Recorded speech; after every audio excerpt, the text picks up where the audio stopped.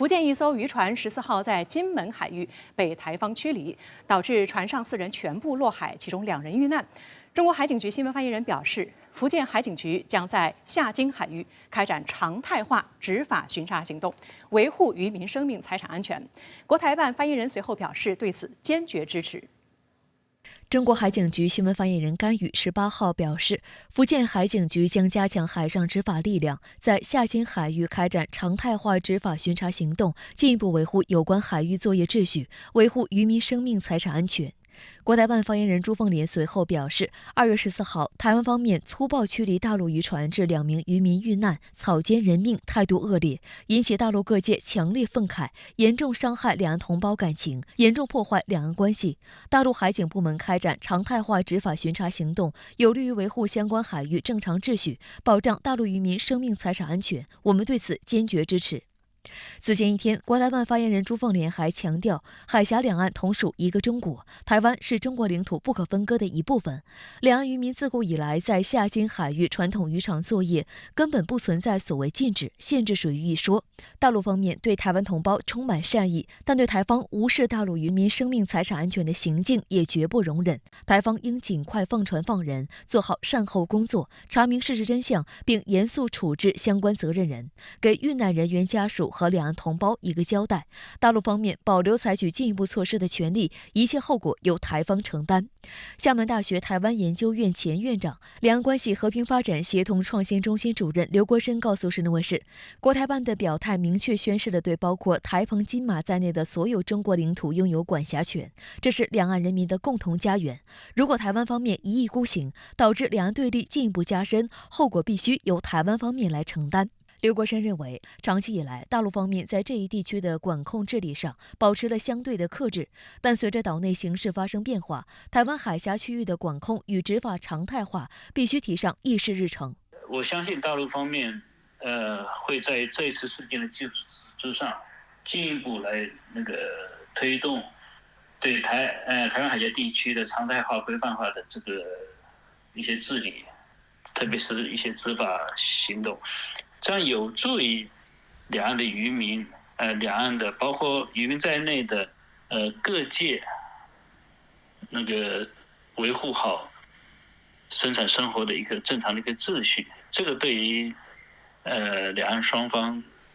都是有利的。事情发生后，岛内舆论也非常关注。金门县长陈福海15号发文表示，对罹难渔民表达哀悼。陈福海强调，近年来，金门水产试验所与厦门海洋发展局联合举办释放鱼苗的互惠合作模式，针对两岸间民生经济议题持续沟通，以化解歧义，秉持两岸一家亲、共享一片海相向而行。金门县府愿以两岸和平先行者的角色，持续为两岸3地和平对话沟通来尽更多的努力。台湾地区前领导人马英九17号也对事件回应表示，最大问题就是民进党当局与大陆不对话，这是非常不可想象的事情。他强调，两岸有这么多的利益关系，不对话怎么解决问题呢？岛内前民代郭正亮同日也表示，民进党当局的危机处理让人觉得不够快、不够透明。他质疑，为何迟迟不能公布录影带？岛内资深媒体人赵少康则奉劝赖清德放下意识形态。我们现在看这敌意螺旋是不断的升高，不断的升高，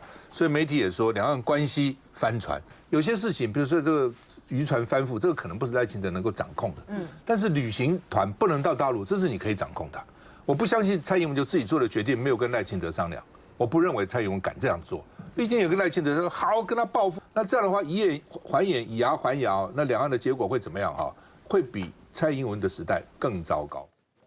昨天是龙年首个工作日，广东省委省政府在深圳举行全省高质量发展大会，吹响了建设现代化新广东的冲锋号，彰显了广东坚持高质量发展的信心决心。与会人员表示，要继续撸起袖子加油干，只争朝夕抓落实，以奋斗的你我成就奋进的广东。此次大会也受到海内外媒体的高度关注，有超过16家境外媒体参与报道。广东连续2年新春第一会聚焦同一主题，足见高质量发展的意义之重、影响之远。参会人员表示，从大会中感受到了广东不断增强的高质量发展硬实力，让大家倍感振奋，深受鼓舞。因为我们广东省是中国最大的经济省份，也是一直是改革开放以以来一直是被认为是领头羊，所以我觉得，广东怎么做，就对全国呢有一个非常的一个指标性的一个意义。广东省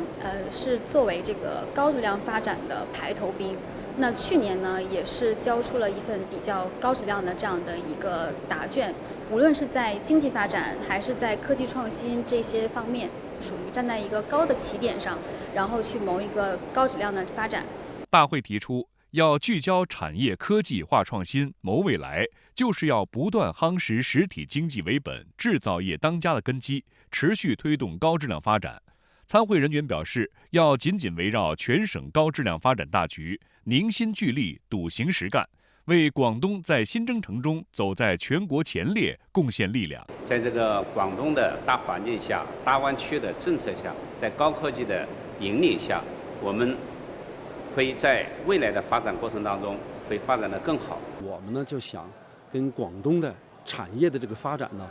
有机的融合在一起，做好这个产学研的深度融合，做好这个科技创新，做好有组织的科研，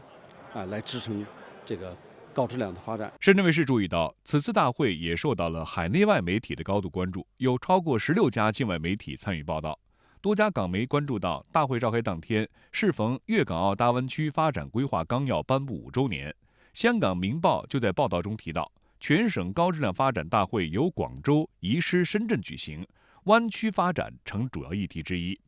星岛环球网在首页头条位置刊发广东省委书记黄坤明在大会上的讲话，并转载广东媒体的稿件，表示，一个是广东新春第一会，一个是春天的故事开始的地方，二者的相遇可以说别具意义。港区全国人大代表、香港中国企业协会能源行业委员会特聘顾问林志颖在接受深圳卫视驻港记者采访时表示，深圳作为创新之都，吸纳了不少科技龙头企业，将总部落户于此，同时在地理位置上也与香港邻近。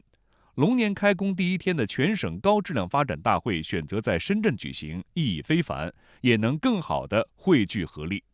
那所以呢，在这个地方去举行我们西年龙年开工第一天的这个全省高质量发展大会呢，我感觉是有一个面向未来，重心放在科技，还有呢更加积极的去聚集广东省里面的力量，还有通过香港、澳门聚集国际的力量，共同去发挥我们在广东省的这个科技领域里面的优势。香港商报的评论文章指出，香港各界已形成一个广泛的共识，即大湾区为香港提供一个巨大的发展腹地，是香港巩固提升在金融、航运、贸易、物流等领域领先地位的关键。一个更强劲发展的广东省给香港带来的发展机遇将是数之不尽的。香港各界应当高度关注这次大会释放出的新信号、新机遇。香港电台也在报道中引述参会的全国政协常委蔡冠深的观点称，粤港两地要做到人才的双向流动。他下月在全国两会期间会就香港与大湾区其他城市的融合，在科技、人才、产业融合方面提案。